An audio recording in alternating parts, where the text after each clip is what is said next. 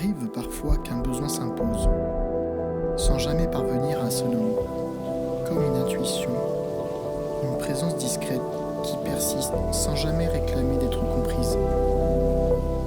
Ma vie est belle, elle s'est construite au fil du temps. Peu à peu, un équilibre s'est dessiné, un quotidien a trouvé sa place. Pourtant, je pressens qu'une part de moi s'est doucement éloignée du présent. Non parce qu'elle aurait disparu, mais parce que le rythme des jours finit parfois par recouvrir ce qui autrefois semblait essentiel.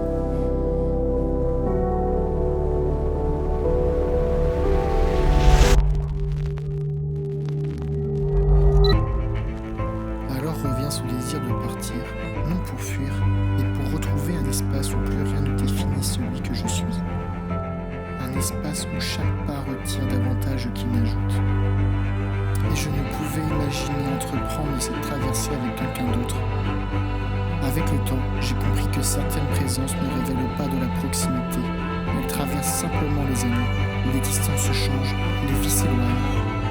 Et pourtant, quelque chose demeure. Avec lui, je n'ai jamais eu besoin de devenir quelqu'un d'autre. Je pouvais simplement me laisser être.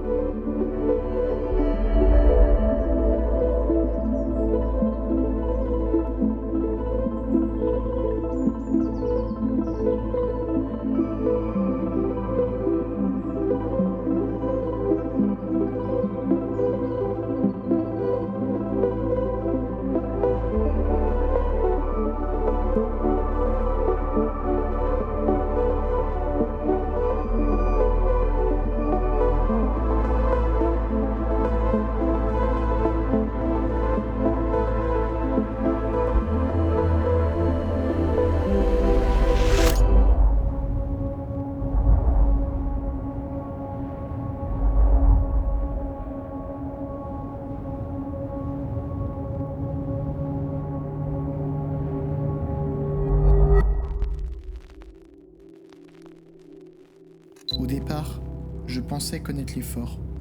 Le Rinjani nous avait déjà éprouvés. Nous étions partis cette fois avec davantage d'expérience, mieux préparés, plus lucides, du moins c'est ce que nous pensions. Il est étrange de constater que l'expérience ne protège pas toujours.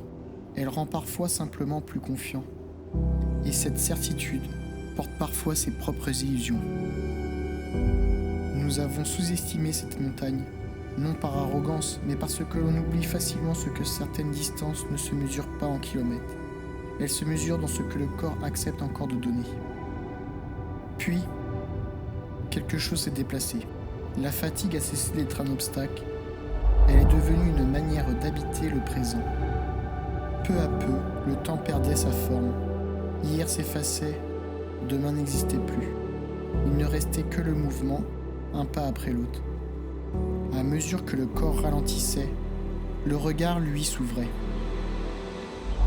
Je n'avais jamais remarqué à quel point la montagne impose une autre façon de voir. Un mouvement d'aile, le silence d'un lac, la lenteur des nuages, la présence discrète des animaux qui semblent appartenir à ce monde bien davantage que nous. Dans ces instants, je comprenais que la nature n'avait rien à nous offrir. Elle ne cherchait ni à nous émerveiller, ni à nous accueillir. Elle était simplement indifférente. Et c'est peut-être cela qui la rend si profondément apaisante. Lorsque nous sommes revenus, nos cœurs étaient épuisés. T'es soufflé, toi ? Chaque muscle portait la mémoire des jours passés à marcher. Mais quelque chose en nous s'était allégé, comme si l'effort avait lentement retiré tout ce qui était devenu superflu. Je suis parti à la recherche d'un défi. Je suis revenu avec ce sentiment rare d'avoir retrouvé une part de moi que le bruit du quotidien avait fini par recouvrir.